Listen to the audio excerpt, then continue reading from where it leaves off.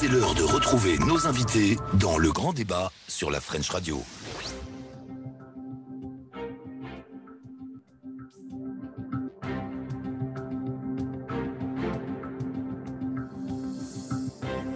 Bonjour Thierry, bonjour à tous.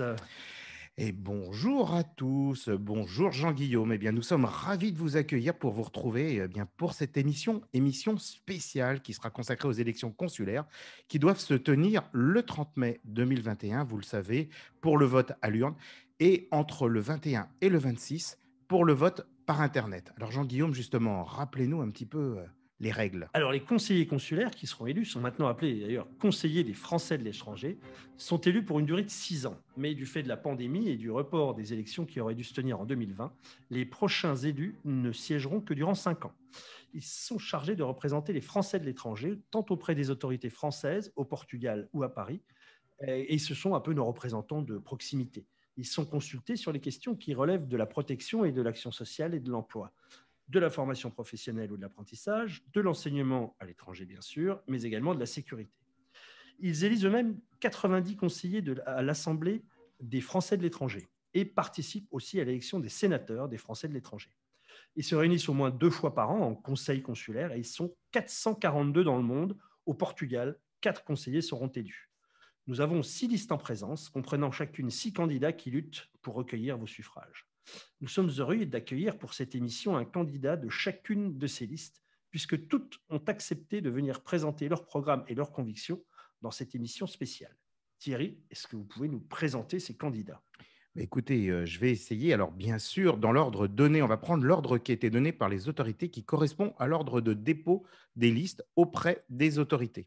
Donc, afin de préciser clairement l'ordre qui a été choisi. Alors, en première place, on a la liste des Français du monde, citoyens solidaires au Portugal, qui sont emmenés par Mehdi Belhansen. Puis la liste Français du Portugal, Union du centre droit, emmenée par Laurent Goater. Puis la liste Agissons ensemble, soutenue par Écologie Les Verts, représentée par Stéphane Fanucci. La liste Français J'ai choisi le Portugal, emmenée par Bruno Frenzel. La liste CAP Citoyens au Portugal, emmenée par Julien Letartre. Et enfin, la liste Rassemblement National Portugal, emmenée par Hervé Cardon, qui n'a pas pu être des nôtres aujourd'hui, donc on le précise, et qui est représentée par Jackie Oppeninger, qui est donc colistier. Merci Thierry. Maintenant, venons-en à la façon dont cette émission va se dérouler. Comment ça se passe ? Alors, écoutez, c'est très simple. Nous avons 6 participants. Nous ne pouvons pas, bien entendu, prévoir un débat ouvert à 6 participants parce que ça aurait été une véritable cacophonie. Alors aussi, chacun des candidats s'exprimera pendant 3 minutes sur 4 sujets. Le premier sujet sera l'enseignement, le deuxième, l'aide sociale, le troisième, entrepreneuriat, emploi, et enfin, un sujet qui sera librement choisi par les candidats. Alors, il va sans dire, bien entendu, que nous allons essayer d'être les garants de la bonne forme de ce débat et nous serons sans pitié, messieurs, je tiens à le dire, et nous couperons les micros au-delà de 3 minutes qui vous seront octroyés. C'est la seule façon de tenter d'assurer un temps de parole équivalent à chacun d'entre vous, et nous allons procéder au tirage au sort des ordres de passage pour chacun des candidats et pour chacun des sujets. Écoutez Thierry, c'est très clair. Je pense que ça l'est autant pour nos auditeurs que pour nos candidats. Chers candidats, bonjour à tous. Nous allons aborder le premier sujet, un peu brûlant en ce moment, à Lisbonne en tout cas, qui est l'enseignement dans le système scolaire français.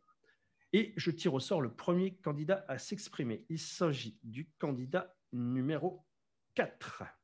La liste numéro 4, c'est donc celle de CAP. Ensuite, le candidat numéro 5. La liste numéro 5, pardon. Puis la liste numéro 2. Enfin, la liste numéro 1. Et la liste numéro 3. Et en dernier, la liste numéro 6. Voilà. Donc, on commence par ce sujet qui est l'enseignement. Julien Letartre, représentant la liste CAP, citoyen au Portugal. C'est à vous de vous exprimer. Et c'est parti pour vous avez 3 minutes. Et donc, moi, je ferai juste un petit signe 15 secondes avant pour que vous puissiez penser à, normalement, clôturer votre intervention. C'est parti. Écoutez, merci beaucoup en tout cas à la French Radio pour cette invitation et merci pour cette opportunité d'expliquer notre projet. Avant de vous parler d'enseignement, j'aimerais tout d'abord vous dire pourquoi nous nous sommes engagés. Pendant la campagne, nous avons été un sujet de prédilection pour nos concurrents et il ne vous aura pas échappé que nous avons fait le choix de ne pas répondre car cela n'intéresse pas les Français. Les Français ne veulent pas entendre parler de partis politiques dans cette élection. Ils veulent parler de projets de société, ils veulent parler de sens. C'est pour cela que nous avons décidé de créer une liste apolitique, car la politique divise, alors que la communauté a besoin de s'unir. Ce qui nous anime, c'est une vision pour notre communauté. Nous souhaitons que notre communauté devienne un modèle. Nous proposons aux Français du Portugal une nouvelle approche, une nouvelle méthode. Je vous parlerai de la Casa France, bien sûr, qui est l'épine dorsale de notre projet. L'éducation, puisque c'est le thème, nous tient particulièrement à cœur. Nous avons au sein de la liste Vanessa Simon-Gilles, qui est professeure des écoles, et plusieurs représentants des associations de parents d'élèves, Mélanie Ribeiro au GPE, Luis Morganino au FCPE et Martin Lemaire à Porto. J'ai 4 enfants et comme tout le monde, je suis confronté à ces questions. Quel système choisir? Comment trouver du soutien scolaire? Quid de l'orientation après le bac? Les stages en entreprise. Sur le lycée français, j'entends la colère des parents sur l'augmentation des frais de scolarité. J'entends aussi les difficultés de nos enseignants. Et enfin, je comprends l'équation complexe pour la direction du lycée. Je suis boulanger et je sais qu'une entreprise qui augmente son déficit en même temps que son activité, c'est un problème. Il faut aborder ce thème de façon apaisée, sans dogme, sans agenda. Il faut que nous, communauté française, dans son ensemble, trouvions une solution pour assurer la pérennité du lycée. Le lycée français de Porto est à ce titre un bon exemple. L'équipe de gestion a réussi à assurer l'équilibre financier depuis 40 ans en menant aussi des projets immobiliers. Il y a aussi la question des enfants français qui sont dans le système portugais. Il nous semble très important que nous, communauté française, nous nous assurions qu'ils aient accès à des cours de langue française pour que d'une part, ils gardent le lien avec notre langue et notre culture et que d'autre part, ils puissent le jour venu aller étudier ou travailler en France. Enfin, nous avons les stages qui sont essentiels à la formation de nos jeunes. Les entreprises de nos colissiers et de notre comité de soutien accueillent tous les ans des stagiaires et je sais qu'en mobilisant les entrepreneurs du Portugal, mais aussi d'autres pays, et en fonctionnant en réseau, nous pouvons avoir une vraie offre à ce sujet et répondre à cette préoccupation de notre jeunesse. Alors voilà quelques points concrets et vous le voyez, il n'y a rien de politique dans tout cela. Et telle sera notre démarche, prendre les problèmes sans dogme et trouver ensemble des solutions. Merci. Merci beaucoup. Très bonne précision dans le temps, je vous en félicite. Nous donnons la parole maintenant à Bruno Frenzel pour la liste citoyens. Français, j'ai choisi le Portugal, pardonnez-moi. Vous avez, Bruno, 3 minutes pour vous exprimer sur l'enseignement. Merci. Donc, nous sommes la liste Français, j'ai choisi le Portugal et nous sommes la liste de la majorité présidentielle qui réunit En Marche, Agir, Territoire de Progrès et le MoDem. Nos listes sont constituées d'indépendants et de membres de ces partis et nous avons le soutien de Véronique Cartou et d'Olivier Canic de l'UDI ainsi que de Samantha Casbonne, notre députée En Marche. Donc, contrairement à ce que j'ai pu lire de la part de certains élus consulaires et de candidats, nous n'avançons pas cachés. Nous revendiquons clairement notre appartenance aux forces de progrès humanistes, démocratiques et européennes qui animent la majorité présidentielle, le gouvernement et l'Assemblée nationale. Nous avons considéré cette élection à la fois comme un acte politique, parce que toute élection est politique, mais surtout comme un engagement citoyen local, puisqu'elle concerne la communauté française et luso-française au Portugal. En ce qui concerne l'enseignement, je vous conforte dans l'idée que l'engagement du gouvernement pour la promotion de l'accès de l'éducation en langue française n'a pas diminué.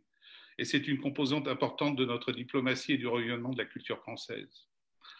Et je m'offusque lorsque l'on explique qu'il y a eu 500 postes d'enseignement éliminés.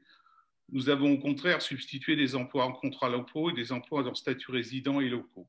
Si vous lisez d'ailleurs le rapport de l'AFE, vous verrez que l'effectif progresse. Il y a eu un effort sans précédent pour aider l'enseignement à l'étranger avec près de 150 millions d'euros, 100 millions pour soutien à l'enseignement et 50 millions pour les bourses, sur les 220 millions du plan Covid.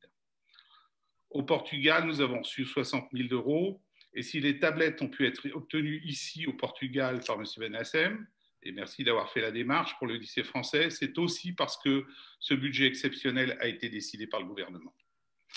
oui, il y a une nécessité de mieux gérer l'enseignement à l'étranger. Et force est de constater que les gouvernements précédents ont laissé l'EFE dans une situation financière déplorable et qu'une remise à plat des comptes était nécessaire. La situation financière du lycée français Charles Lepierre est critique. Et face à cette situation de forte croissance, de forte croissance de la demande d'accès et de coûts supplémentaires liés notamment à la construction, je crois qu'il faut raison garder et s'asseoir et essayer de trouver des solutions ensemble. C'est ce que nous ferons en tant qu'élus. Pour résoudre le problème de l'accès à l'enseignement, il nous faut diversifier les filières d'enseignement et rechercher des solutions de partenariat avec d'autres écoles qui offriront un enseignement bi- ou trilingue. On doit absolument encourager le dispositif FLAM, qui a pour objectif de permettre à des enfants établis à l'étranger de découvrir et de conserver la pratique de leur langue maternelle et développer un lien fort avec la culture française. Ils ont connu de bons succès. Nous réfléchissons aussi à la mise en place de classes internationales avec cours de langue française et également au dispositif Bachibac existant en France et au partenariat public-privé. Merci Bruno Frenzel. La parole est maintenant à la liste français du Portugal, Union de centre droit et son leader Laurent Goater. Bonjour à tous, merci pour l'organisation de ce débat. Nous sommes élus avec Françoise Conestabil depuis 2014, donc nous avons pu accompagner cette situation de l'évolution de l'enseignement et de l'évolution des besoins depuis quelques années. Alors, qu'est-ce qu'on a vu? Qu'est-ce qu'on constate d'abord maintenant? Il n'y a plus de place. Il n'y a plus de place. C'est-à-dire que les enfants français, aujourd'hui, on ne peut pas les inscrire. Il n'y a pas de place suffisante pour eux, ni à Lisbonne, ni à Porto, pratiquement dans aucun niveau. Pourquoi? Par sous-investissement et par refus d'abord du gouvernement socialiste, mais dont Emmanuel Macron était lui-même un ministre, puis maintenant, effectivement, par les gouvernements En Marche. Il n'y a jamais eu la prise en compte de la réalité des besoins démographiques des Français à l'étranger, d'une manière générale et en particulier au Portugal. Alors, heureusement, un certain nombre d'investisseurs ont pu effectivement créer un certain nombre d'écoles, donc notamment l'école Redbridge, puis actuellement à Belém, l'école Triangle, qui va apporter un petit peu de solutions. Mais ce que nous voulons vraiment, c'est un investissement beaucoup plus clair et puis surtout une modération par rapport aux frais de scolarité. Comment est-ce qu'on peut admettre que Mme Casbonne, qui est elle-même anciennement proviseure, laisse passer une proposition de hausse des frais de scolarité de 6% pendant 5 ans? Comment est-ce qu'on peut admettre une chose pareille alors qu'effectivement, le gouvernement continue à nous dire qu'il soutient l'enseignement des Français à l'étranger? Donc on comprend, ça ne fait aucun sens. Il y a un mensonge, si vous voulez, évident dans le discours du gouvernement actuel. Alors, il n'y a pas que les deux lycées français, bien entendu, et puis il n'y a pas que Lisbonne et Porto. Ce que nous souhaitons également, c'est soutenir l'enseignement comme français, langue complémentaire, si vous voulez, pour tous les jeunes qui sont scolarisés dans le système public portugais, notamment, ou privé portugais, mais qui ne veulent pas abandonner la langue française. Donc, on leur permet effectivement, et on en aide notamment le système du FLAM et également l'école Kerlan pour apporter cette solution à nos jeunes. C'est bon pour vous? Bien sûr. Eh ben, Laurent, très bien. Concision. 2 minutes 18, hein, vous êtes le recordman à l'heure actuelle. 3 minutes, c'est un maximum, hein, il n'y a pas de minutes. 3 minutes, après, oui, absolument. On peut faire moins. La parole est maintenant à la liste Français du monde, citoyen solidaire au Portugal, c'est-à-dire Mehdi Bennassène. Bien, merci beaucoup tout d'abord à la French Radio Portugal pour cette invitation à débattre tous ensemble. Je pense que c'est un bel exercice de démocratie et qui pourra éclairer du mieux possible, je l'espère, les futurs électeurs et encourager à la participation à ce scrutin. C'est quelque chose de très important. J'ai la chance depuis 2014 avec Francisca Castro d'être élu consulaire au même titre que M. Goater et Mme Conestabil. Et j'ai eu aussi la chance d'être élu à l'Assemblée des Français de l'étranger. Et durant cette dernière année, j'étais moi-même membre de la commission enseignement. Les gens le savent peut-être, je suis par ailleurs enseignant au lycée français Charles Lepierre de Lisbonne, papa de 2 enfants scolarisés dans cet établissement. Donc, c'est effectivement un sujet qui me tient à cœur, sans vouloir me faire un spécialiste de la question, puisque j'ai toujours eu à cœur, jusqu'à cette dernière année, pour des raisons particulières, à essayer de siéger dans d'autres commissions et dans d'autres thématiques que la thématique qui est mon travail au jour le jour. Depuis 2014, on va dire que le sujet de la scolarité française au Portugal est un sujet qui nous a beaucoup occupés, l'ensemble des 4 conseillers consulaires durant toute cette période. Et je rejoins ici ou là ce qui a été dit. Effectivement, il y a eu un déficit de projection de la part de l'État français. Dès 2015, nous avions alerté à l'unanimité des conseillers des Français et étrangers, parce qu'on a beau avoir des étiquettes politiques différentes, ceux qui seront élus, et s'il y a des nouveaux élus, vous verrez qu'on arrive à travailler dans un relatif consensus et sans aucune acrinomie. On avait alerté dès 2015 sur le problème des capacités d'accueil. Et on avait proposé un projet de déménagement, de délocalisation du lycée, notamment dans les murs de l'Institut français du Portugal, puisque nous avions à cœur de ne pas perdre les locaux qui étaient Avenida Luís Bivar et de le garder à disposition de la communauté française. À l'époque, ce dispositif, ce projet nous a été refusé au prétexte que les projections de l'État français ne faisaient pas montre de cette progression de la population française au Portugal et qu'il était impossible pour eux, ils ne souhaitaient pas se projeter sur un établissement, en tout cas à Lisbonne, avec plus de 1800 élèves. Aujourd'hui, ce n'est pas le cas. Aujourd'hui, qu'est-ce qu'on voit ? Je partage les constats qui ont été faits. Nous avons un double problème. Nous avons un problème sur les capacités d'accueil. Nous n'arrivons pas à accueillir les nombreux Français qui souhaitent scolariser leurs enfants dans les établissements français. Et nous avons un problème du coup de structure économique. Nous avons un problème de déficit constant, au moins au lycée français Charles-Pierre de Lisbonne.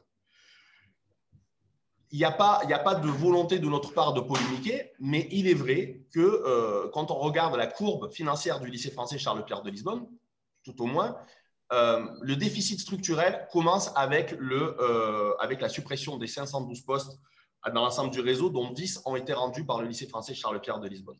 Ça représente tous les ans une masse salariale supplémentaire de 400 000 €. Très difficile à trouver pour l'établissement, et forcément, la solution de facilité étant de la trouver dans les poches des parents, ce que nous combattons nous aussi. Nous avons fait quasiment 10 propositions dans notre programme sur cette question large de l'enseignement. J'invite chacun et chacune à les consulter. Voilà, très bien. Très bien. Eh bien, écoutez, maintenant, un léger dépassement quand même, hein, je dois vous le dire. Prenez garde, Mehdi Ben Lassem. La parole est à la liste numéro 3. Agissons ensemble Portugal. Stéphane Fanucci, c'est à vous. Bonsoir à tous, bonsoir à tous vos auditeurs.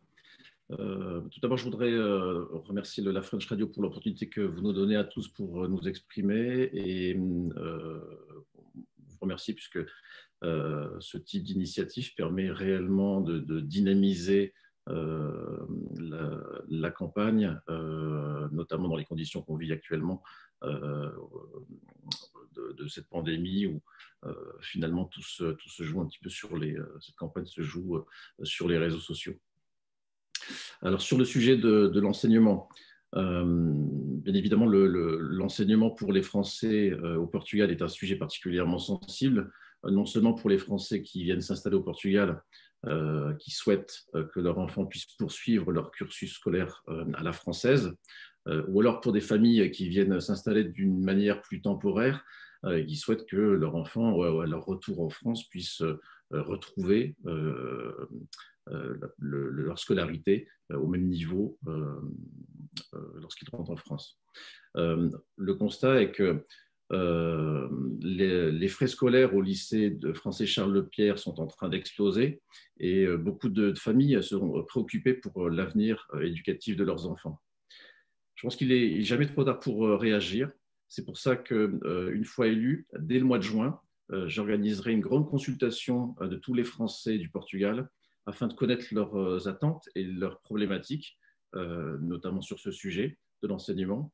Et en parallèle, je demanderai la tenue d'un conseil consulaire sur le thème de l'éducation et de l'enseignement.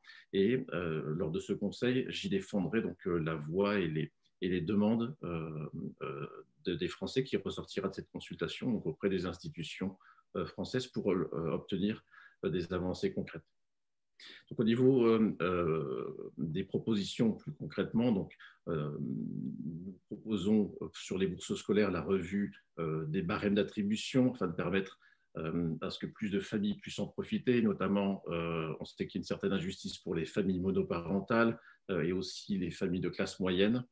Nous souhaitons aussi l'augmentation de cette enveloppe de bourses scolaires. En parallèle, pour les gens qui souhaitent avoir une scolarité en langue française, mais qui ne sont pas forcément de Lisbonne ou de Porto, faciliter l'obtention de bourses du système CNED, donc le Centre national d'éducation à distance, ou faciliter ou favoriser tous les projets associatifs FLAM, donc français, langue française. Très bien, merci beaucoup Stéphane Fanucci. Dernier candidat à s'exprimer sur la question, Jackie Oppendiger pour la liste Rassemblement national Portugal. C'est à vous, vous avez 3 minutes. Oui, bonsoir. Prétendre que cette consultation n'est pas une consultation politique est un peu fallacieux, parce qu'évidemment, c'est une consultation politique d'autant qu'on attend derrière tout cela des sénateurs, et Macron attend des sénateurs, donc c'est forcément une élection politique. Alors, ce que je vais d'abord dire, c'est que je trouve que la situation est, de mon point de vue, est particulièrement, en ce moment, particulièrement catastrophique. Nous avons finalement des gouvernants qui ne sont pas forcément très compétents, ou pour le moins incompétents, un président qui, comment dire, reste assez loin de tout ça, se préoccupe peu de ce qui se passe en France, au contraire, profite de toutes les occasions qui sont données pour décrier les Français, la France, la nation et un certain nombre de nos valeurs. Je trouve ça particulièrement scandaleux, surtout dans un contexte où on cherche à favoriser un enseignement et à raviver des caractéristiques humaines, une âme, une fierté, une dignité, autant d'appartenance à une culture française. Donc, je pense que de ce point de vue-là, il y aurait beaucoup de choses déjà à améliorer. Et en ce qui nous concerne, en tout cas, Rassemblement national, nous souhaitons y contribuer. Maintenant, pour revenir directement au sujet qui nous préoccupe, je dirais que le Covid-19 n'a pas arrangé les choses. La situation des familles est très mauvaise en ce moment, particulièrement engagées dans des frais qui n'étaient pas forcément ceux auxquels ils pensaient, avec des protocoles de santé, d'enseignement à distance qui rendent les choses beaucoup plus coûteuses et beaucoup plus difficiles à gérer pour les parents. Difficultés financières dans les familles, alors que les augmentations de frais, comme le disait M. Benassem, sont en augmentation de 6% pendant 5 ans. C'est 30%, c'est absolument innommable, je dirais. Malgré les réductions, semblerait-il que quelqu'un a obtenu une réduction de 25%, soit environ 1 000 francs par famille. Ce n'est pas négligeable, mais pourquoi pas, c'est toujours ça le prix. L'enseignement rend très incertain à la fin d'année pour le bac, notamment, et des accès à l'université. Je ne vois pas très bien comment les choses vont pouvoir s'arranger.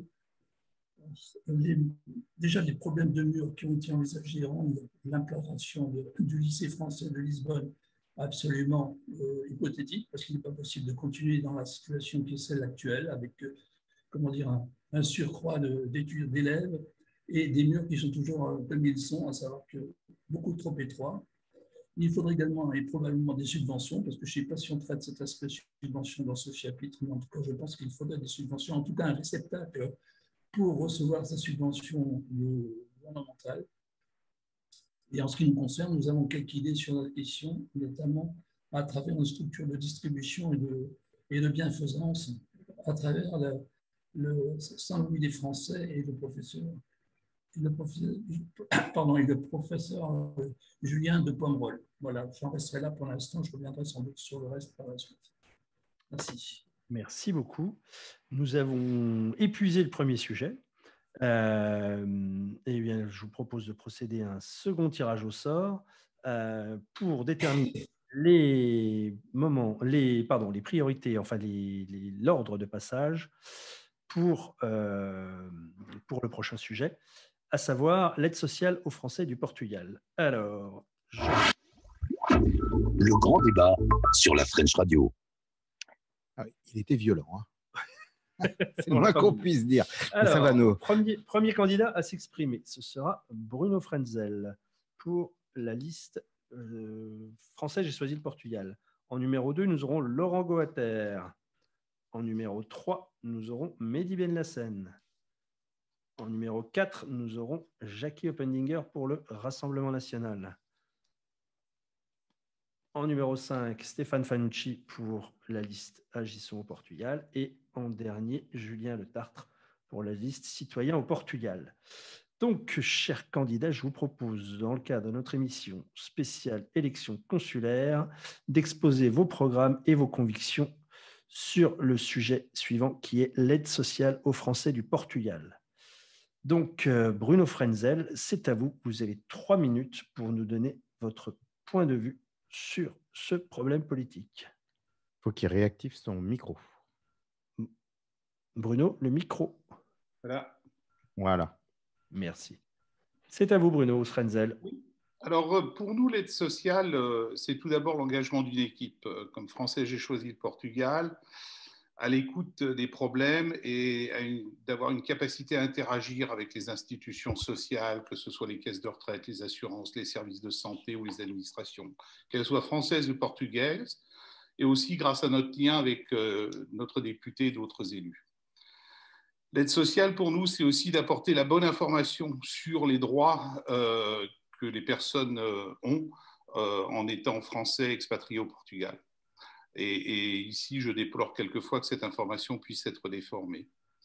Notre rôle, c'est de conseiller en amont sur les conséquences de l'expatriation au Portugal.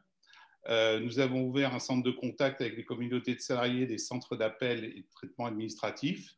Et de nombreux jeunes viennent chercher ici du conseil et de l'aide parce que, en arrivant au Portugal, ça n'est pas forcément l'Eldorado auquel ils pensaient. L'aide sociale, c'est se préoccuper de ceux qui ont choisi le Portugal et qui ont besoin d'un soutien parce que devenus dépendants. Donc, si je suis élu, je m'engage à rechercher et encourager la création de structures d'accueil pour les personnes dépendantes ici au Portugal. Des programmes sont d'ores et déjà en projet sur Cascais.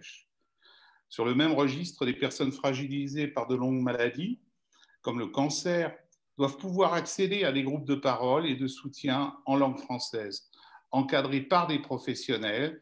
Et j'ai déjà engagé également des discussions avec la Croix-Rouge portugaise pour la création de ces structures.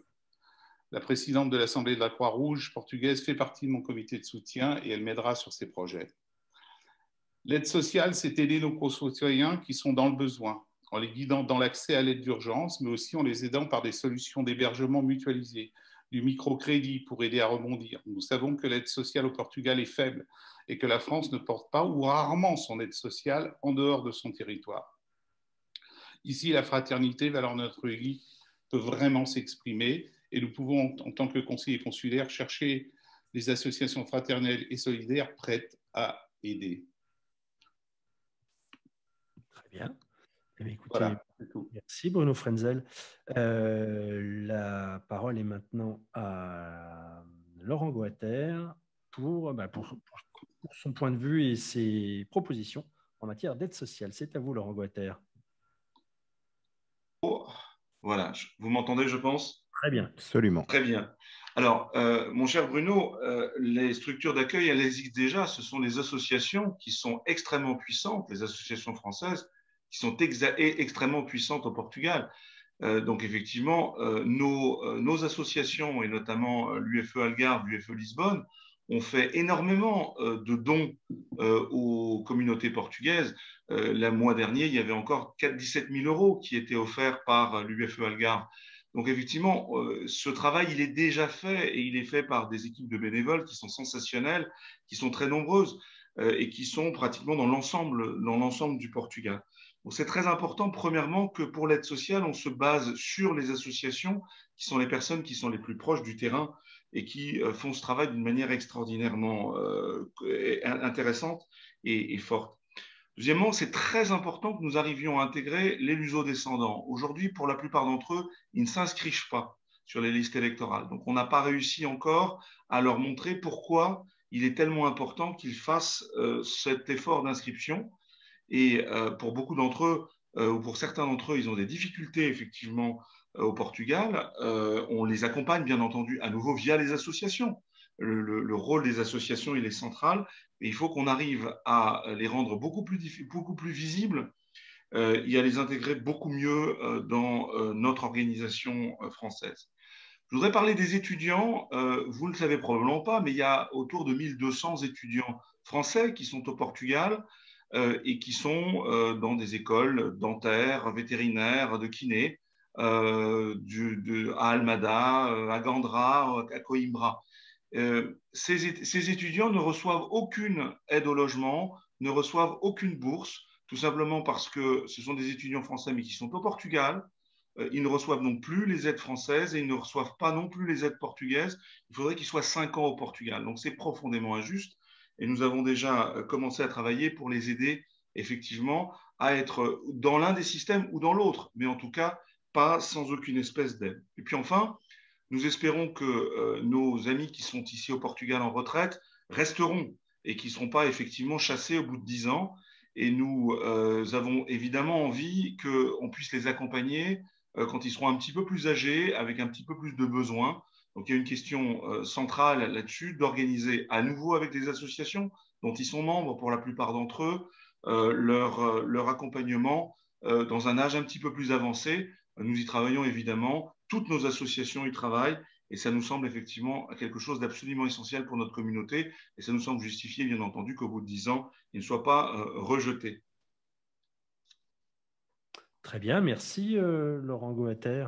La parole est maintenant à Mehdi Benassene sur toujours le chapitre des aides sociales.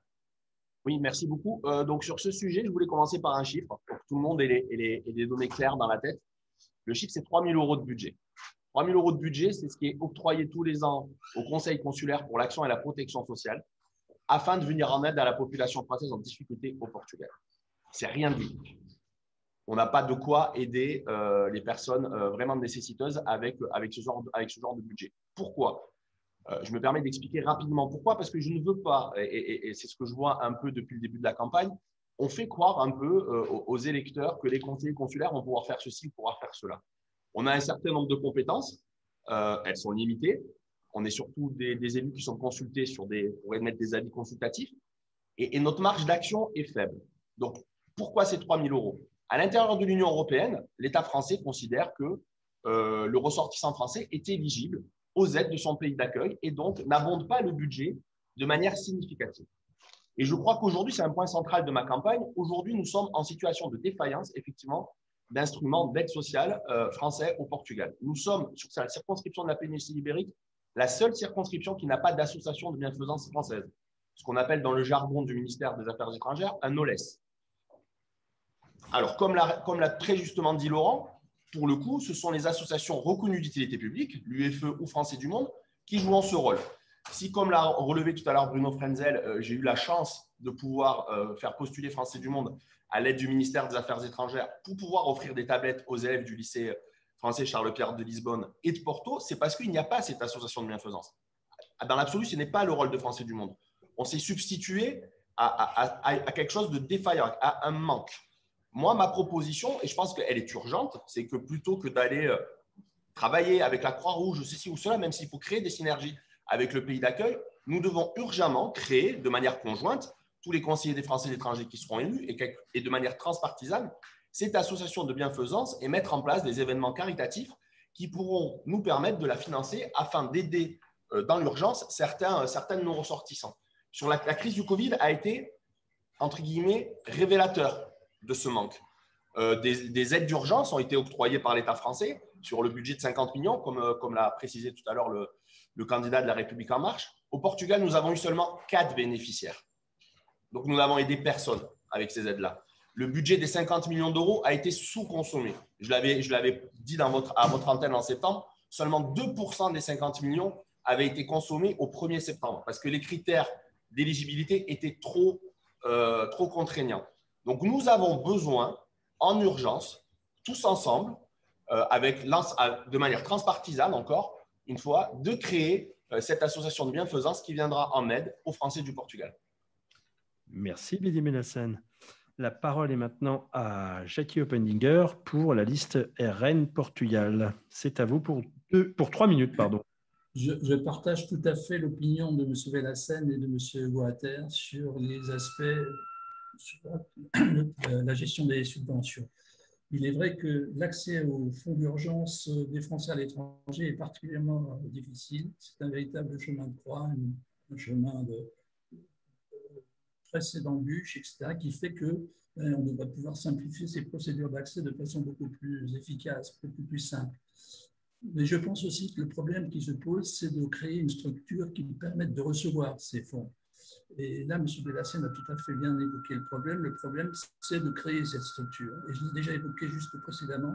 Et nous avons pensé, alors ça reste à débattre, mais j'ai pensé à une structure du type de tout à l'heure avec M. Julien de Pomerol, qui pourrait, lui, parce que c'est une œuvre de bienveillance, c'est une œuvre gérée par l'État français en plus, qui a donc toute la crédibilité nécessaire, gérer ce fonds de bienfaisance et faire en sorte qu'il puisse être plus efficace et surtout recueillir les fonds qui sont disponibles ou les laisser partir dans la nature sans utilisation.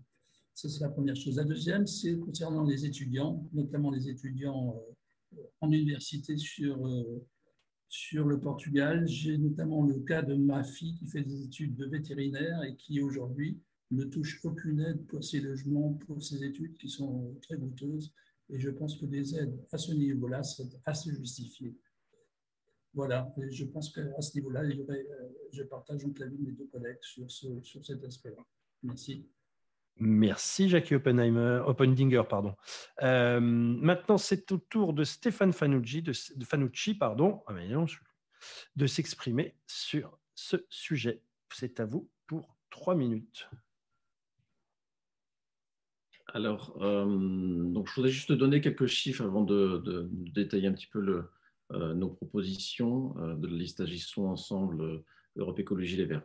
Il faut savoir que le gouvernement actuel, au niveau du budget de la DFE, donc le budget qui est alloué aux Français de l'étranger, a une partie spécifique sur les affaires sociales, le budget des affaires sociales. Ce budget des affaires sociales a baissé, alors que quelque part, les besoins des Français à l'étranger ont augmenté. Aussi, le PAP, donc le plan d'action publique, aussi mis en œuvre par l'actuel gouvernement, prévoit une baisse de 10% des moyens humains dans les consulats, alors que là aussi, les besoins sont croissants parce qu'on a de plus en plus de Français qui vivent à l'étranger, notamment au Portugal, et ce n'est pas simplement la dématérialisation des démarches qui va aider les employés de la fonction publique. Ce n'est pas un robot qui va traiter d'un dossier de demande d'aide. Bien évidemment, la crise de la Covid-19 nous a tous affectés d'une manière ou d'une autre, socialement, psychologiquement ou financièrement. C'est pourquoi, une fois élu, ma première mesure dès le premier jour du mandat sera de demander à l'ambassadrice d'organiser un conseil consulaire d'urgence sur l'action sociale afin de déterminer les modalités de distribution des fonds attribués dont mes collègues aussi parlaient à juste cause, qui n'ont pas été encore alloués pour des questions de complexité d'attribution. Là aussi, je rejoins mes collègues sur le besoin, la nécessité de la création d'une association de bienfaisance au Portugal, non partisante. Là, j'aurai l'occasion de travailler en collaboration avec mes collègues espagnols d'Agissons Ensemble, qui sont déjà intégrés dans cette association de bienfaisance qui existe en Espagne. Sur les retraites, bien évidemment, nous souhaitons continuer à simplifier les démarches pour l'obtention des certificats de vie. Toujours au niveau des retraites, pour les personnes qui font des carrières à l'étranger, nous souhaitons demander la revue des barèmes afin qu'on puisse avoir un calcul plus juste et plus équitable. Et en fait, je terminerai juste un petit mot sur la culture. Nous souhaitons dynamiser les institutions déjà existantes, leur donner plus de moyens. Donc, je pense notamment à l'Alliance française et à l'Institut français. Merci Stéphane Fanucci. Dernier à s'exprimer en la matière, Julien Le Tartre pour la liste CAP. C'est à vous, Julien, sur l'aide sociale. Non, sur ce thème, nous avons une approche qui est un peu différente. On peut observer ces 20 dernières années un désinvestissement de la France pour ses concitoyens à l'étranger. C'est un fait. On peut en parler des heures, on peut pointer du doigt les différents gouvernements, de gauche comme de droite, mais ça ne fait pas avancer l'affaire. Les Français qui viennent au Portugal recherchent une vie meilleure. Ils sont courageux, ils sont proactifs. Et parfois, ils rencontrent des accidents de vie. Nous croyons à une communauté qui se prend en main, une communauté qui s'accompagne les uns les autres. Pendant le premier confinement, nous avions lancé Cap vers l'entraide. Notre objectif est à la fois d'informer et de soutenir les Français dans cette période. C'est la genèse de notre engagement et de notre projet. Bernard Veil, qui est président de notre comité de soutien, avait organisé sur cette antenne les cafés de l'entraide, qui nous ont permis de connaître de nombreux Français, de partager avec eux leurs rêves, mais aussi leurs défis. Pendant la campagne, je suis allé à la rencontre des Français du nord au sud du Portugal. J'ai connu des compatriotes qui malheureusement rencontrent des difficultés, violences domestiques, difficultés financières, solitude, problèmes de santé pour nos anciens, enfants handicapés. C'est compliqué pour un Français à l'étranger. L'information est difficile à trouver et il y a la barrière de la langue. Pourtant, il existe des solutions, mais encore faut-il savoir où aller les chercher. Pour répondre à cette question, nous allons créer une plateforme sociale et sanitaire au sein de la Casa France. Nous recruterons dès cette année une ou un assistant social parfaitement bilingue et capable d'accompagner nos compatriotes dans les deux systèmes. Son rôle sera de centraliser les demandes et d'aider les personnes ou les familles qui en ont besoin. Un autre thème clé pour nos compatriotes, ce sont les bourses scolaires. Il y a un vrai décalage entre les critères d'attribution et la réalité économique. Le processus d'attribution des bourses est trop souvent vécu comme humiliant. Des parents m'ont avoué avoir abandonné la procédure tellement elle était froide et intrusive. Ce n'est pas le cas dans beaucoup d'autres pays. Dès notre élection, je veillerai à ce que l'humanité soit au sens du processus administratif. Enfin, il y a des situations ubuesques inacceptables. Nous avons rencontré un couple d'entrepreneurs qui a vécu de grandes difficultés pendant la période Covid et à qui on a refusé des aides en prétextant que leur enfant était déjà boursier. En conclusion, nous allons aider de façon innovante, avec professionnalisme, empathie, humanité et sans jamais porter de jugement sur ceux qui ont besoin d'être aidés. Merci Julien Le Tartre pour ce condensé de votre pensée. Nous arrivons au troisième sujet. Alors, le troisième sujet, juste avant peut-être d'en parler, on va mettre un jingle. Qu'est-ce que vous en pensez ? Bien sûr, un jingle. Le grand débat sur la French Radio. Voilà. Troisième sujet. Le troisième sujet est celui qui traite de l'emploi, la formation, l'entrepreneuriat. Et nous allons à ce nouveau procéder à un tirage au sort. Alors, juste avant peut-être le tirage au sort, parce que là, je vous laisse effectivement le préparer peut-être, je rappellerai quand même que si les candidats veulent répondre, eh bien, ils peuvent le prendre directement sur le temps de parole qu'ils ont, c'est-à-dire les 3 minutes. Ils peuvent très bien revenir sur un des thèmes pour répondre peut-être à des propos ou en tout cas venir préciser leur pensée en toute liberté, mais sachant qu'évidemment, ça viendra empiéter sur leur temps de parole sur le sujet suivant. Voilà. Pendant ce temps-là, j'ai procédé au tirage au sort. Le premier à s'exprimer sera Bruno Frenzel. Pour la liste française, j'ai choisi le Portugal et pour ce qui concerne le sujet qui concerne l'emploi et l'entrepreneuriat. Ensuite, ce sera Jackie Oppendinger, ensuite Julien Le Tartre, Mehdi Bennassen, Stéphane Fanucci et enfin Laurent Goater en dernier. Bruno Frenzel, c'est à vous. On vous écoute sur ce sujet de l'entrepreneuriat et de l'emploi. Merci. Donc, je dirais que le premier axe de travail pour l'économie et l'emploi, pour nous, ça revient un peu comme sur le niveau social, c'est d'abord d'apporter du conseil. Conseil et de l'aide aux entrepreneurs qui décident de venir s'installer au Portugal, qui souvent le voient comme un Eldorado, mais ne comprennent pas tous les tenants et aboutissants. Et pour cela, on peut se rapprocher de la Chambre de commerce internationale luso-française, on peut se rapprocher d'Entreprendre et d'autres organismes avec lesquels nous avons déjà coopéré pour récupérer des entrepreneurs qui ont des difficultés dans leur installation. Et ça, nous le faisons quotidiennement et nous continuerons de le faire. Et je pense que le rôle de l'élu, c'est de les aider.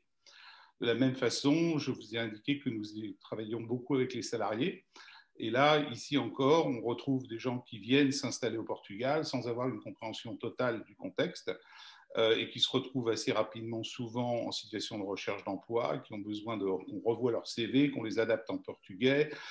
et que l'on fasse fonctionner un réseau de contacts afin qu'ils puissent trouver un travail. Donc ça, c'est la réalité.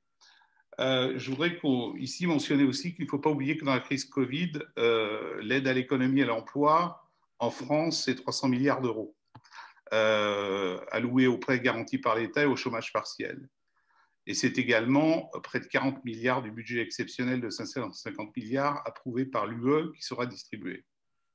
Au Portugal, les entreprises françaises au Portugal ou à capitaux français ou possédées par des Français ont pu bénéficier de mesures similaires si elles remplissaient les conditions d'éligibilité. Ici encore, nous sommes intervenus en conseil, je dirais, pour le montage de dossiers. Le dispositif d'aide aux entreprises françaises ou à capitaux français implantés à l'étranger est en train d'être renforcé. Et ça, c'est très important. Au sein de la marque France, avec des nouveaux outils et des nouveaux moyens, mais également avec l'ouverture des contrats VIE aux entreprises. Bruno? Oui, nous travaillons effectivement avec nos élus et notamment Anne Jeunetet et Samantha Casbonne à 2 projets. L'un, c'est la reconnaissance du rôle des entreprises à capitaux français, mais enregistrée exclusivement au Portugal dans la création de valeur ajoutée qu'elle rapporte dans une filière économique et industrielle qui profite à la France. Par cette reconnaissance, l'objectif est de permettre à ces entreprises de bénéficier à l'accès aux financements spécifiques de type BPI et de croître dans des filières essentielles, notamment en matière de digitalisation et de transition énergétique. La deuxième, c'est l'apprentissage, où nous travaillons au montage d'échanges en matière de métiers et de savoir-faire avec les autorités portugaises et françaises. Et ici, notre rôle, c'est de faciliter ces échanges en accompagnant l'accueil des apprentis, leur intégration. Voilà. Très bien. Eh bien, écoutez, 3 minutes, 00 et 21 centièmes. On peut difficilement être plus précis.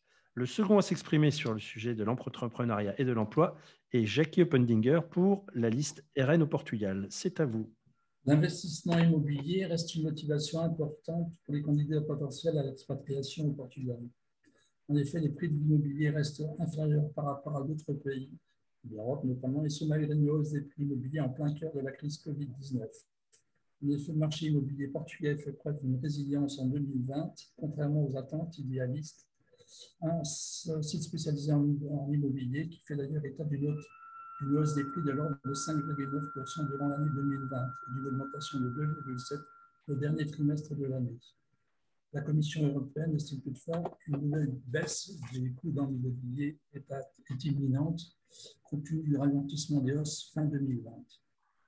Malgré ceci n'est pas tout. Le Portugal possède par ailleurs un écosystème entrepreneurial très dynamique, particulièrement en ce qui concerne les technologies.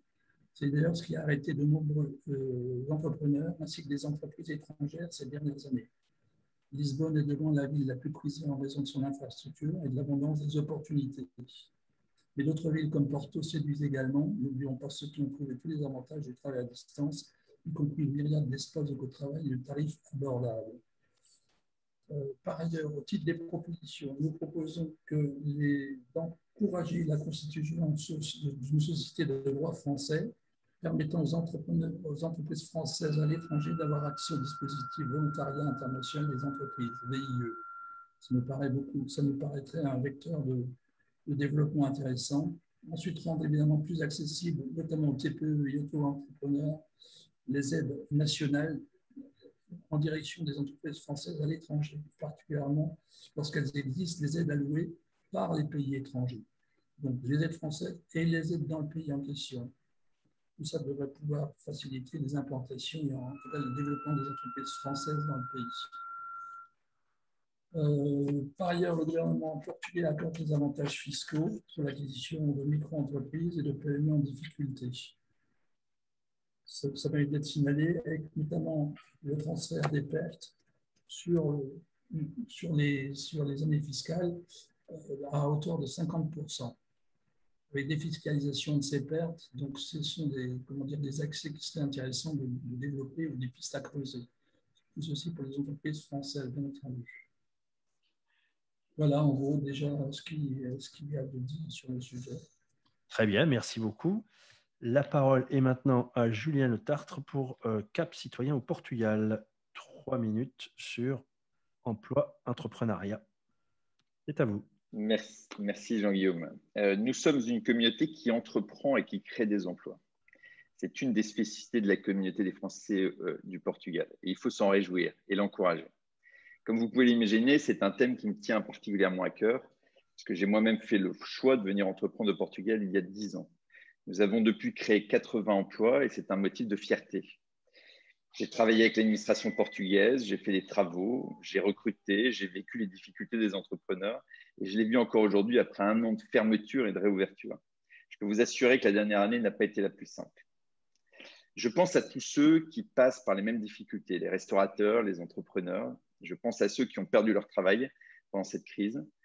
Nous, communauté française au Portugal, devons agir pour aider nos entreprises. Le thème des entreprises et de l'emploi sera un des piliers de la Casa France. Nous avons dans la liste et dans notre comité de soutien beaucoup d'expériences cumulées. Je pense tout d'abord au président de notre comité de soutien, Pierre de Bourdeau, qui a créé et développé l'un des principaux cabinets de conseil en stratégie du Portugal et qui nous apporte sa connaissance du monde économique portugais. Mais aussi Jennifer Génin, notre numéro 2 de liste, basée à Porto, qui pendant le premier confinement a fait travailler des entreprises du nord du Portugal pour fabriquer des masques dont avait tant besoin la France. Je pense aussi à Michel Lefrançois, qui est un retraité hyperactif en Algarve, Martin Lemaire, qui a créé un cabinet d'architecture à Porto. Nous avons l'expérience, la légitimité et la motivation pour apporter à la communauté française une vraie valeur ajoutée. Il existe déjà beaucoup d'initiatives que nous avons eu le souci d'aller rencontrer. La Chambre de commerce, les associations comme Entreprendre, NetMentorat, la French Tech. Le dispositif économique est riche mais émietté. Notre objectif est de le fédérer. Nous ne ferons pas contre, mais pour et avec ces associations. Au sein de la Casa France, nous souhaitons créer un cowork qui pourra accueillir les entrepreneurs qu'ils souhaitent pour une journée, une semaine ou plus. Ce qui permettra aux entrepreneurs français de se rencontrer, de partager, de se conseiller. Un autre aspect que nous mettrons en place très vite, c'est une vitrine pour les commerçants français. J'ai eu de nombreux témoignages de Français voulant aider les commerçants et les entrepreneurs. Nous avons une idée simple. Nous allons créer un site de vente en ligne qui permettra aux commerçants, hôteliers, restaurateurs de proposer leurs produits dans tout le Portugal. Un Français vivant à Guarda pourra commander des produits vendus à Lisbonne, par exemple, ou encore réserver une chambre dans un tourisme rural tenu par des Français en Algarve. C'est un excellent moyen d'aider les entrepreneurs et de répondre à un besoin de la communauté française. Très bien, merci beaucoup. La parole est à Mehdi Bennassen pour ses convictions, ses remarques, son propos sur entrepreneuriat. Mehdi, c'est à vous. Merci beaucoup. Comme chacun sait, c'est aussi un thème qui me tient à cœur d'un point de vue théorique en tant que professeur d'économie et d'un point de vue pratique, puisque j'ai été moi-même l'époux pendant des années d'une chef d'entreprise au Portugal avec qui on avait fondé l'association Entreprendre.pt, dont un certain nombre de candidats ont parlé en préalable. Et j'ai été pendant 6 ans membre de la commission du commerce extérieur à l'Assemblée des Français de l'étranger. Et à cette occasion, j'avais produit un certain nombre de rapports sur la situation de l'aide aux entreprises françaises, les entreprises de droit local détenues par des Français de l'étranger. Et effectivement, leur manque de reconnaissance. Et d'ailleurs, je suis heureux que, suite aux travaux de l'Assemblée des Français de l'étranger de mars 2019, Anne Genté et Samantha Cosborn aient repris une de nos recommandations par rapport à la création d'un label pour permettre à ces entreprises d'être enregistrées pour pouvoir ensuite bénéficier d'un certain nombre d'aides, comme l'a rappelé M. Bruno Frenzel. Sur ce sujet, comme sur les 3 autres que nous avons abordés aujourd'hui, je pense qu'il y a une vraie… il y a un vrai paradigme qui est différent entre un certain nombre de candidats. Sans vouloir polémiquer, on a le droit, c'est la politique, d'avoir des angles de vue qui sont différents. Je regrette qu'un certain nombre de candidats veuillent se substituer à l'initiative publique. Je le regrette, il y a un manque, effectivement, l'État se désinvestit, et sur ce sujet aussi, puisqu'en 2017, à partir de 2017, nous n'avons plus de subventions pour l'emploi et la formation professionnelle, par exemple. Jusque-là, il y avait un certain nombre de postes consulaires, 27 dans le monde, qui étaient subventionnés, c'était notamment le cas du Portugal, via Entreprendre.pt, pour faire fonctionner certains organismes, comme ce que l'on appelle encore aujourd'hui la cellule emploi. Je regrette qu'on soit obligé de passer par l'initiative privée, que l'ensemble des élus ne se battent pas pour que l'État reprenne sa place. Certes, il y a des initiatives fantastiques. Je crois que c'est aussi le rôle de l'élu consulaire de mettre en place des initiatives pour supplanter l'État lorsque l'État est défaillant, mais on ne peut pas s'en contenter et ne pas se battre pour obtenir plus d'aide. Nous nous sommes battus pendant 2 ans et encore plus cette dernière année au sein du groupe français du Monde Écologie aux Solidarités et au sein de l'Assemblée des Français de l'étranger pour obtenir enfin des aides financières pour les entrepreneurs français de l'étranger. Nous les avons obtenues le 10 mars dernier. La DFAE a annoncé le déblocage de 1,1 million d'euros pour les entrepreneurs français à l'étranger. Encore une fois, sur ce sujet, le Portugal était défaillant puisque nous n'avions pas d'association de bienfaisance. Donc, encore une fois, ce sont les associations reconnues d'utilité publique, Français du Monde et l'UFE, qui ont postulé pour demander une partie de ces subventions. Donc, nous avons donc demandé 80 000 euros qui nous ont été accordés par le Conseil consulaire. Nous attendons maintenant la réponse de la DFAE afin de pouvoir venir en aide aux entrepreneurs français du Portugal qui auraient connu des désagréments pendant la crise de la Covid-19. Sur l'emploi et la formation professionnelle, justement, mon expérience à l'Assemblée des Français de l'étranger m'a permis de m'enquérir d'un sujet qui est méconnu pour les Français de l'étranger, c'est la validation d'acquis d'expérience. Elle est ouverte aux Français de l'étranger, mais malheureusement, ils n'y ont pas suffisamment accès et nous voulons les accompagner sur ce sujet. Merci. Hop. Bon, très bien. Eh ben, c'est parfait. Hein. C'était synchro. Hein. C'était juste, mais c'était. Et je vois que Stéphane Fanucci se promène. C'est à vous, Stéphane Fanucci, de nous parler de votre programme, vos envies, vos convictions sur emploi, entrepreneuriat. Pour 3 minutes, c'est à vous. Je suis de retour. Donc, je pense qu'on fait tous à peu près le même constat sur les difficultés que peuvent rencontrer notamment des particuliers qui viennent s'installer au Portugal, donc les barrières de la langue, la méconnaissance des institutions portugaises ou des démarches administratives pour s'installer ou pour la création d'entreprises, et aussi la méconnaissance du marché portugais et des coutumes. Nous, ce que nous proposons avec Agissons Ensemble, Europe Écologie Les Verts, c'est la création d'un guichet unique. Et là, je rejoins notamment Mehdi Benlassen sur le fait qu'il faut c'est pas de créer à nouveau d'autres associations, il faut se baser sur ce qui existe déjà. Et donc, c'est pourquoi nous souhaitons renforcer les compétences et le champ d'action d'entreprendre.pt. Et donc, pour pouvoir accompagner donc les particuliers qui arrivent au Portugal et qui souhaitent donc créer leur entreprise. Nous souhaitons aussi, au niveau de la French Tech, relancer le programme d'accompagnement.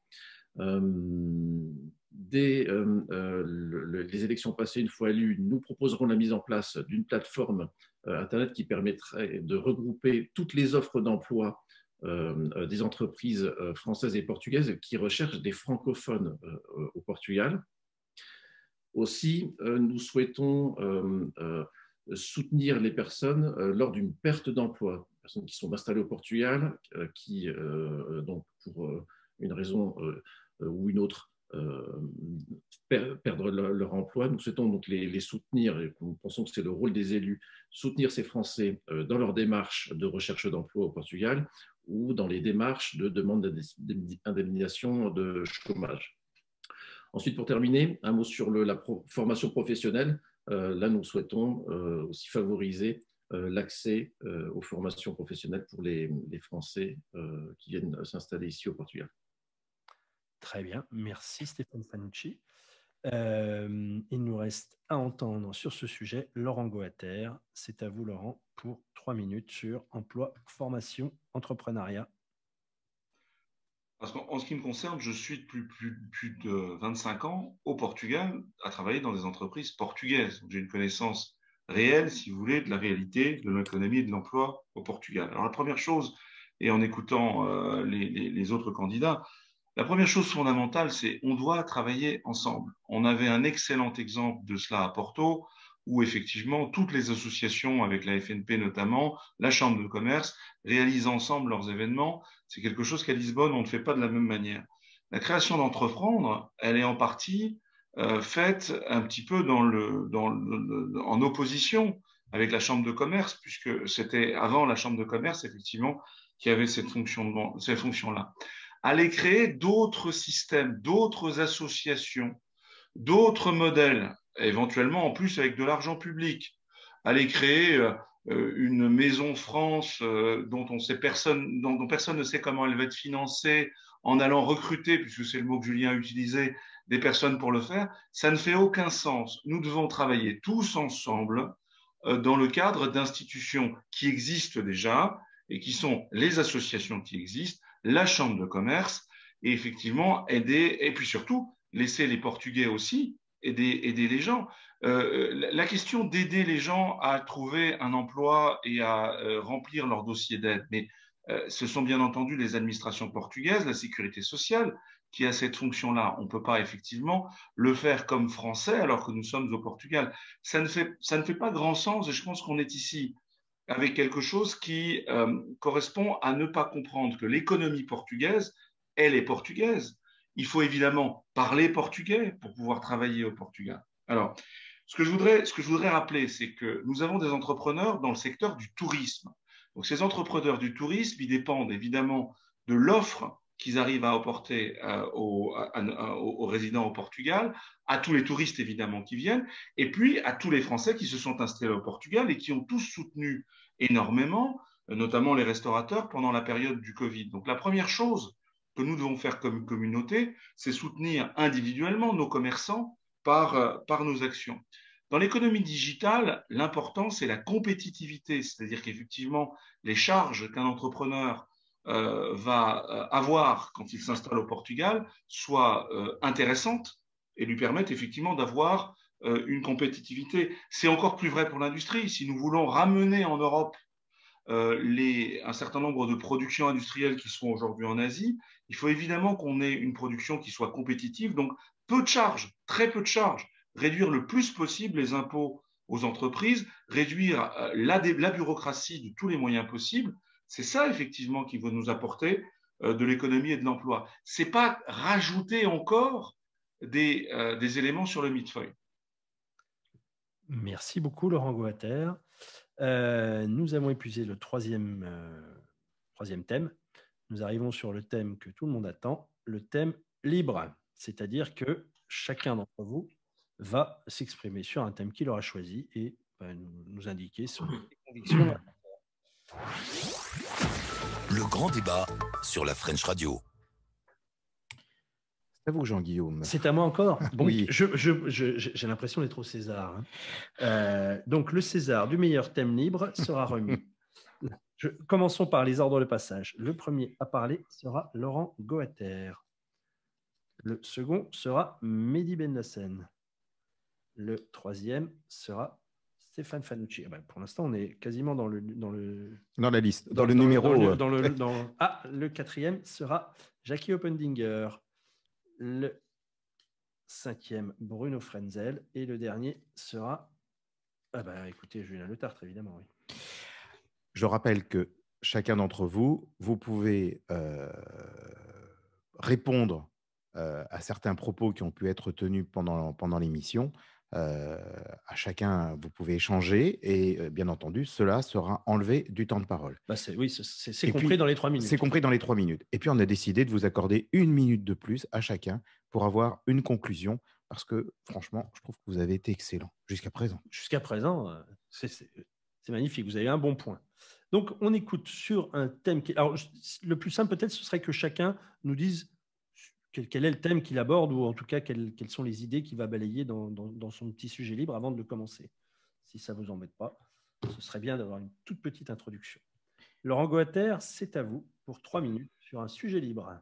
Alors, merci Jean-Guillaume. Je vais vous parler de quatre choses différentes. Je vais essayer de rester dans mes 4 minutes, dans mes 3 minutes. Donc, l'apolitisme précisément, je vais parler des certificats de vie, je vais parler des problèmes de service consulaire et puis je vais faire une précision sur l'absence d'une société de bienfaisance ou d'une OLS au Portugal. Alors, je vais commencer par ça.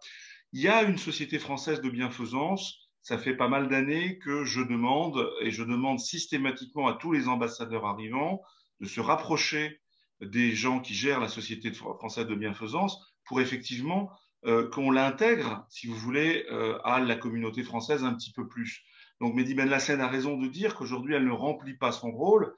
Il est témoin du fait que j'ai toujours souhaité qu'effectivement les ambassadeurs aillent faire cette liaison et jusqu'à présent elle n'existe pas. Alors pour tout le monde, pour que les gens le sachent, effectivement la Société française de bienfaisance aujourd'hui elle gère, si vous voulez, l'hôpital Saint-Louis.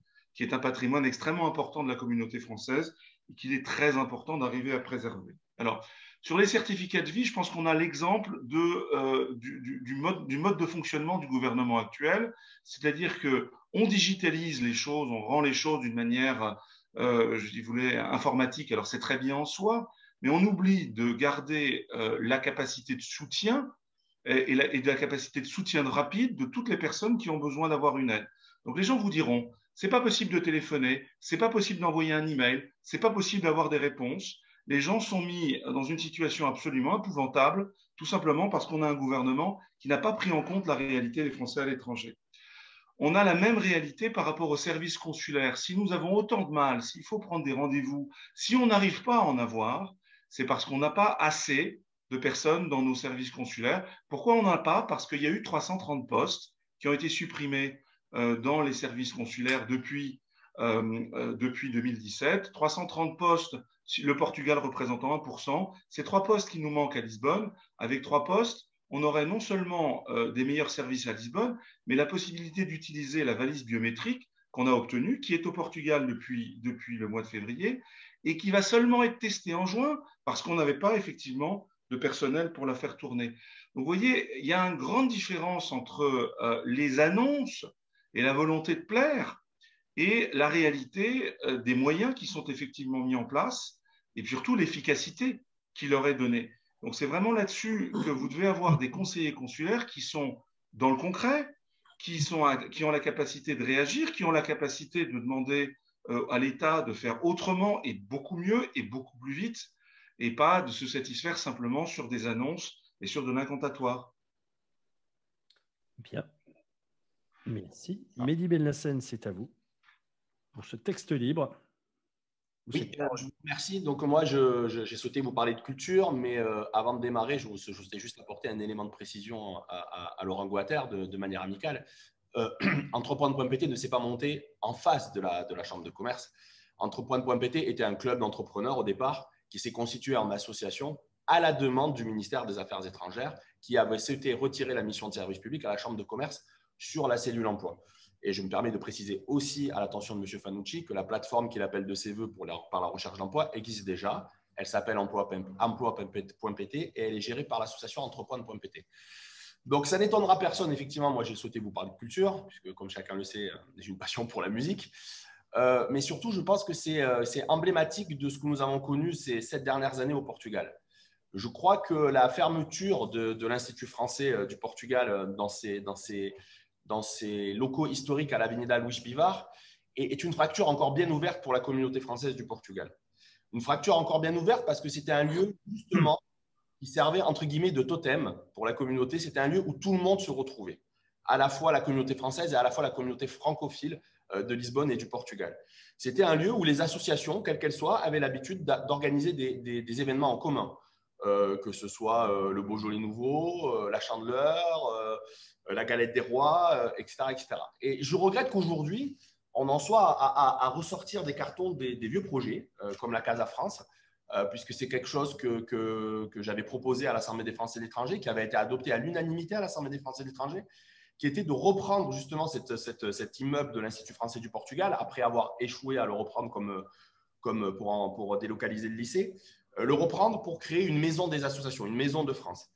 On avait démarché avec l'ensemble des conseillers des Français de l'étranger, l'ensemble de la communauté française, hein, y compris les conseillers du commerce extérieur qui constituent l'essentiel d'un certain comité de soutien. Et nous avons à l'époque essuyé des refus. C'est dommage puisque la culture, c'est ce qui nous permet de nous rassembler. C'est une identité commune. C'est ce qui nous permet de créer des événements communs. Nous l'avons fait ensemble, l'ensemble des conseillers des Français de l'étranger, notamment quand nous avons créé de manière commune la fête de la musique, que nous n'avons pas pu réorganiser depuis pour cause de pandémie. Nous nous sommes attachés avec l'ensemble de ma liste durant 7 ans à essayer de proposer des événements culturels qui puissent rassembler la communauté. Nous avons fait venir des troupes de théâtre de France, des chanteurs. Voilà, tout ça pour essayer de créer du lien social pour que la communauté puisse se retrouver autour d'un lien commun qui est la culture française. Et c'est quelque chose que nous continuerons à défendre au cours des 5 prochaines années. Très bien. Merci, Mehdi Belnacene. Stéphane Fanucci. Alors, oui, Stéphane, s'il veut rallumer son micro, parce que je l'ai coupé. Voilà, pour dire les Voilà. choses, pour que chacun puisse justement ne pas être perturbé par les autres. Et puis, comme vous appliquez tous la règle des 3 minutes, eh bien, on vous donnera 1 minute après pour chacun pour faire une conclusion et pour peut-être, enfin voilà, je vous laisserai votre liberté d'expression pour la fin. Stéphane, Stéphane Fanucci, 3 c'est à vous, minutes 3 sur minutes. le texte libre. Enfin, D'accord. Alors, mon intervention donc, sera sur 2 points. Donc, la première partie, je souhaiterais répondre à M. Guater sur la partie entrepreneuriat et emploi, et surtout sur l'aide aux Français qui perdent leur emploi. Et puis, dans un deuxième temps, voilà, parler des forces de l'équipe Agissons Ensemble, Europe Écologie Les Verts. Donc, pour revenir sur les propos de M. Guater concernant l'aide aux Français qui perdent leur emploi au Portugal, bien sûr que les Français qui travaillent au Portugal sont sous la législation portugaise et lorsqu'ils perdent leur emploi, ils ont l'administration portugaise là pour leur porter les droits auxquels ils doivent bénéficier puisqu'ils sont sous la législation portugaise. Mais un Français qui est installé au Portugal depuis 1 an ou 2 ans n'a pas forcément encore appris la langue, le portugais, suffisamment bien pour se sentir à l'aise et affronter ses administrations. Et là, c'est toute la différence de notre vision entre M. Guater et Agissons Ensemble. C'est on estime que ce sont le rôle des conseillers consulaires d'aider les Français qui sont en difficulté, et donc dans ces cas-là, de les aider dans ces démarches, même si c'est des démarches envers l'administration portugaise. Donc le deuxième point sur notre équipe, Agissons Ensemble, et sur nos forces et notre complémentarité des personnes qui composent cette équipe. Tout d'abord, nous couvrons l'ensemble du territoire portugais, ce qui nous permettra une accessibilité pour tous les Français partout où ils se trouvent au Portugal. La plupart des membres de notre équipe sont installés depuis plus de 20 ans au Portugal.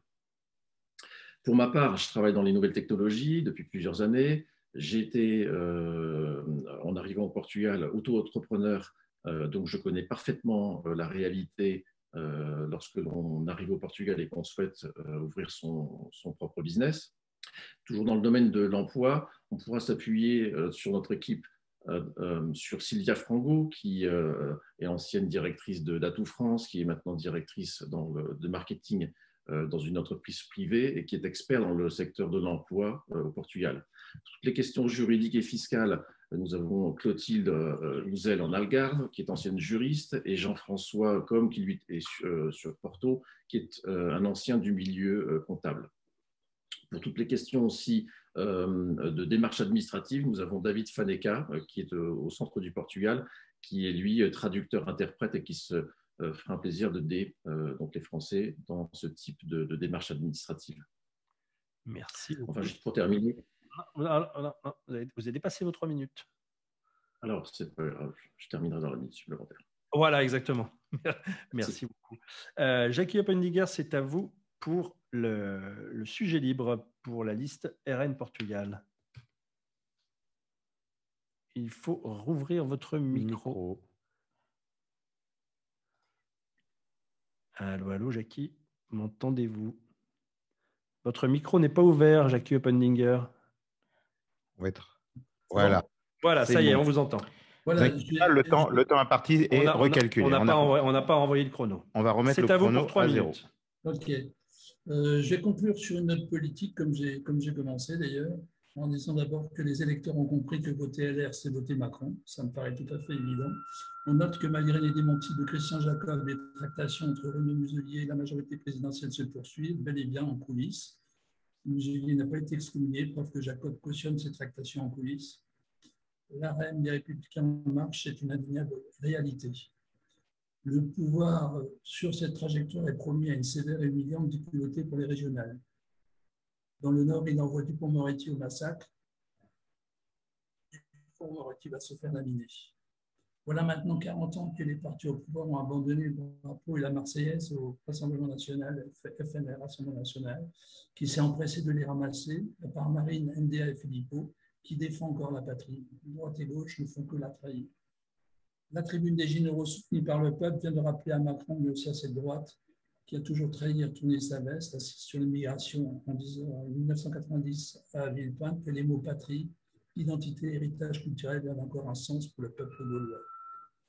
Ces élites hypocrites qui se gargarisent depuis des lustres avec les valeurs républicaines ne savent même pas quelles sont ces valeurs. Alors, quand on brave la nation d'idéologie mondialiste et qu'on fait allégeance aux minorités au nom du multiculturalisme, cela revient à rayer la France de la carte et à nier ses frontières, chèrement défendues par nos ancêtres. Cela revient à sacrifier les peuples gaulois qui, il y a 2000 ans, derrière Vercingétorix, se battaient pour la liberté. Voilà.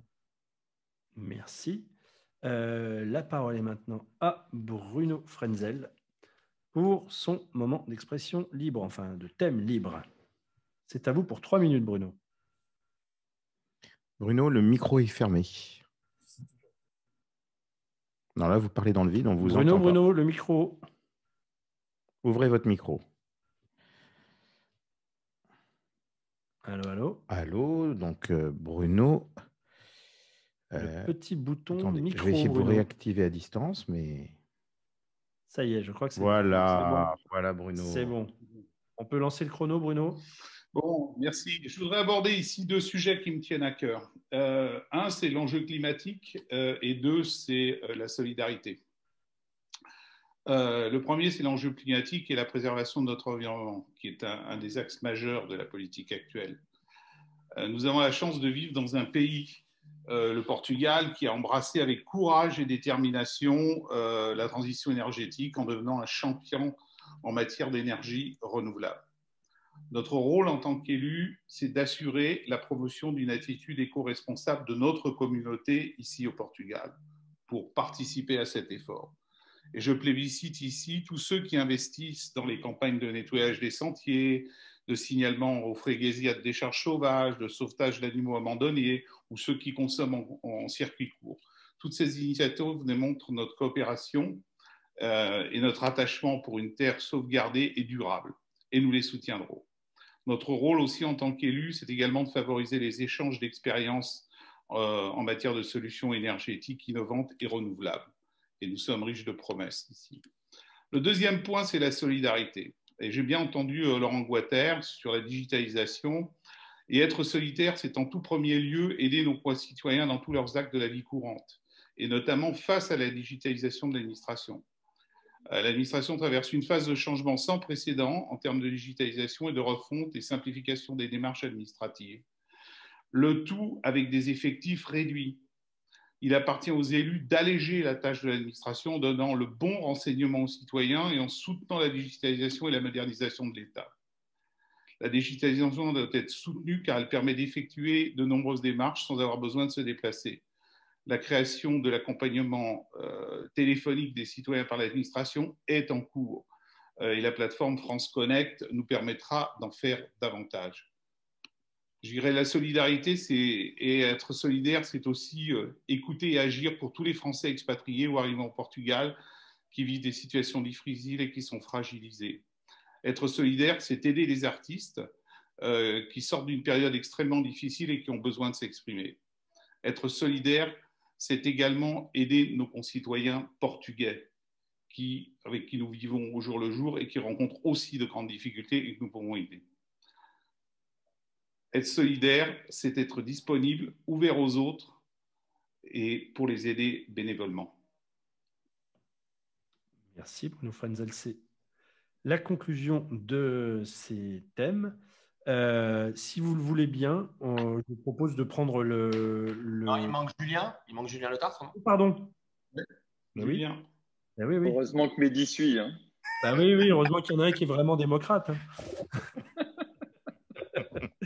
Julien, on veut nous bâillonner. Exactement.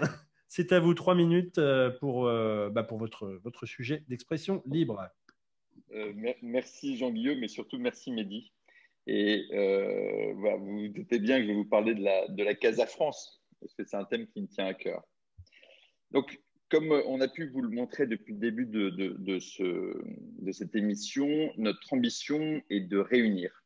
Notre ambition est de fédérer et de connecter la communauté française. Nous voulons développer un écosystème au sein duquel les différentes géographies, les différentes générations, les différents horizons personnels et professionnels se croiseront pour mieux s'enrichir. Du Minho à l'Algarve, enfants, adultes ou parents, retraités, salariés ou entrepreneurs, toutes et tous ceux souhaitant s'épanouir au sein d'une communauté ouverte, bienveillante et intègre. Et j'aimerais rajouter multiculturelle aussi. Pour abriter toutes ces actions et servir de lieu à notre communauté française au Portugal, nous proposons de concrétiser cette vision et de construire un toit, une maison, notre maison, la Casa France, physique et virtuelle à l'échelle du pays.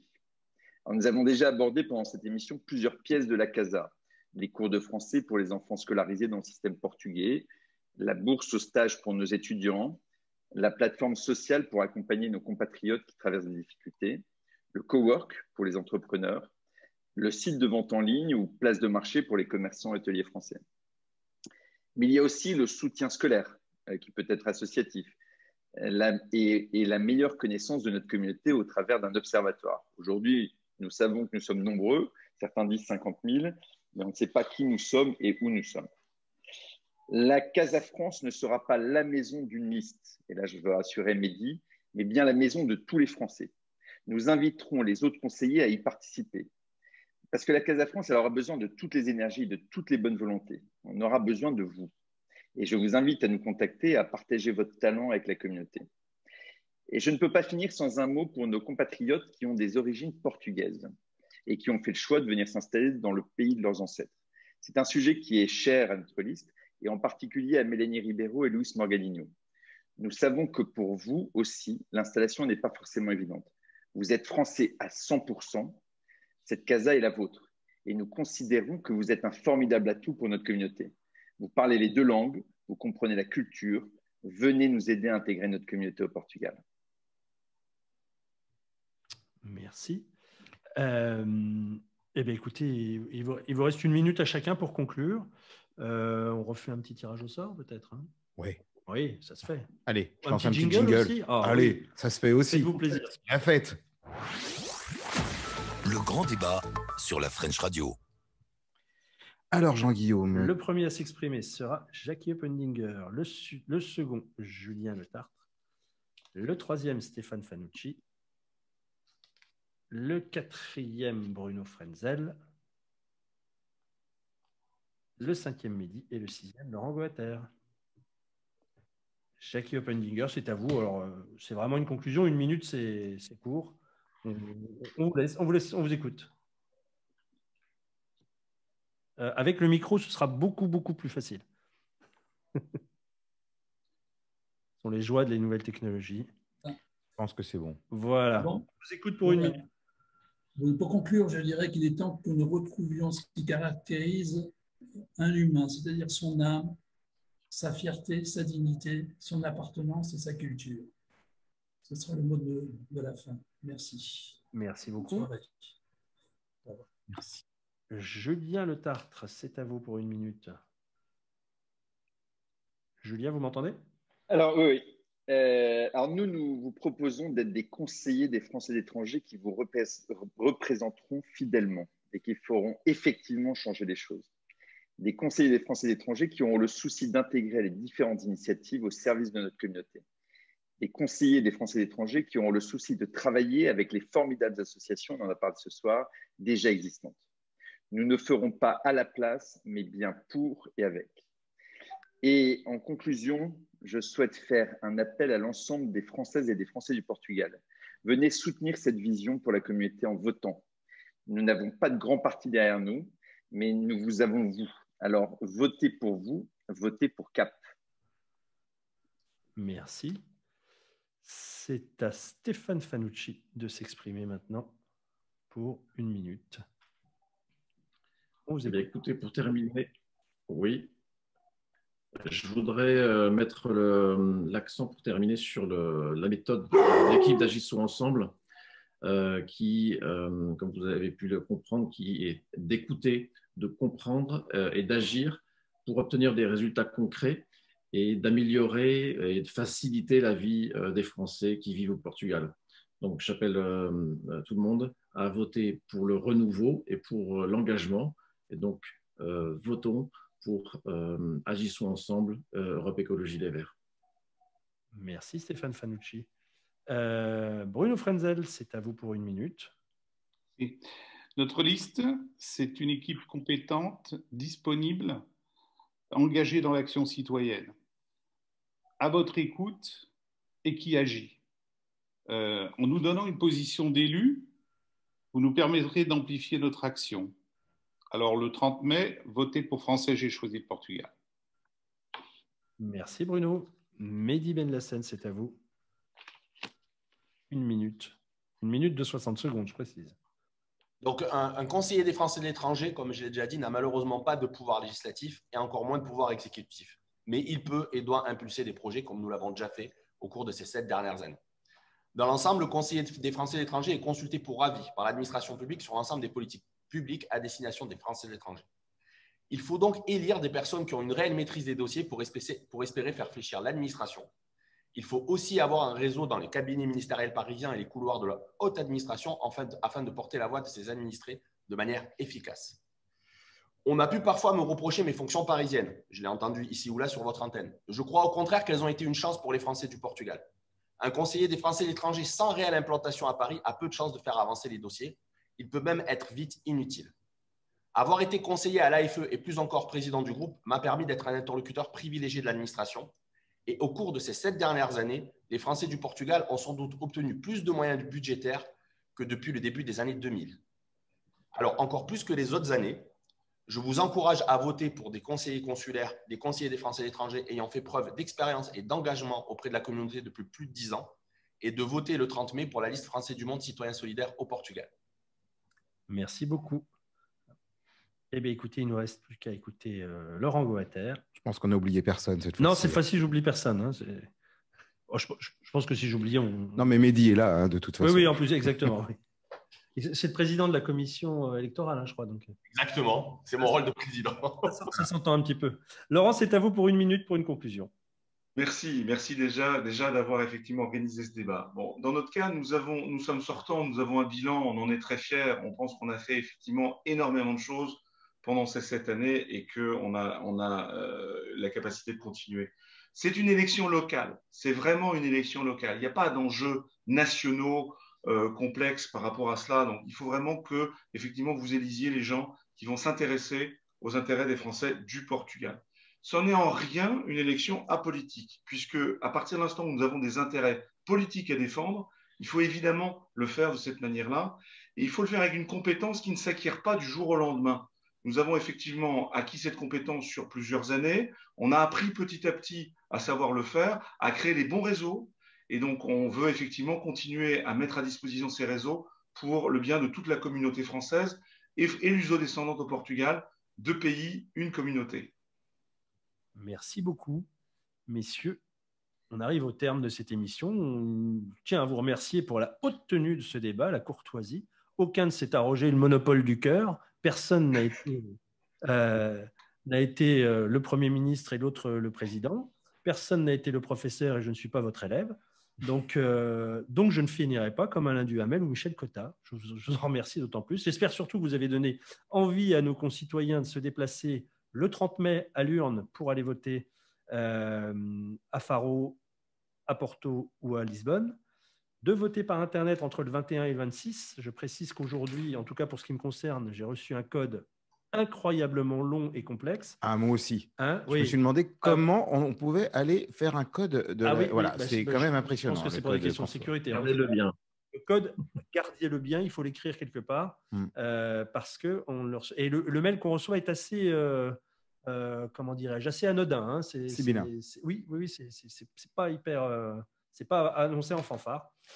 Donc voilà. Donc le but. Donc on rappelle, 21 au 26 mai, on fait un vote par Internet. Vous devez recevoir un email et un code sur votre téléphone, code SMS. Si vous n'avez rien reçu, c'est peut-être que vous n'avez pas bien enregistré. Voilà, c'est qu'il manque des données. Il manque des données dans l'enregistrement auprès de la liste des Français établis à l'étranger. Auquel cas, il faudra se déplacer à l'urne entre 8h et 18h, dimanche 30 mai. Donc Lisbonne, Faro, Porto. Et Porto. Voilà. Donc les 3, si vous les retrouvez bien entendu sur le site de l'ambassade de France, vous vous aurez aurez pas voté toutes 3 les fois dans infos. les 3 endroits. On vote une fois dans l'ancien endroit. Oui, oui. Et en tout cas, nous, il nous reste vraiment à vous remercier. Vous étiez 6, donc 6 têtes de liste, enfin en tout cas 6 listes représentées aujourd'hui, c'est-à-dire les 6 listes qui vont concours, voilà, qui attendent le jour qui de attendent gloire. le jour de gloire. Voilà, il n'y aura que 4 personnes qui seront 4 élues, 4 élus. Donc voilà, c'est encore quelques jours à attendre. Merci en tout cas de votre confiance à chacun d'entre vous pour être venu prendre la parole directement sur l'antenne de la French Radio. Et puis tout au long de la semaine, donc on va retransmettre évidemment cette interview en intégralité. Et puis chaque jour de la semaine, eh bien, on prendra une partie de vos interventions, un thème que l'on diffusera d'une manière quotidienne. Après, à vous de la relayer au maximum. Comme vous l'entendez, merci à chacun d'entre vous. Bonsoir merci Jean-Guillaume pour avoir merci, si bien animé cette soirée qui était notre première élection. Espérons qu'il y en aura de très nombreuses et que vous serez chaque jour plus nombreux pour y participer. Voilà, on est sur la French Radio et on reprend le cours de nos émissions d'une manière classique et normale. Merci messieurs. J'espère que vous avez été vous-même satisfait d'avoir pu vous exprimer. Merci beaucoup. Merci à tous. Merci. Merci à tous. La French Radio. Portugal.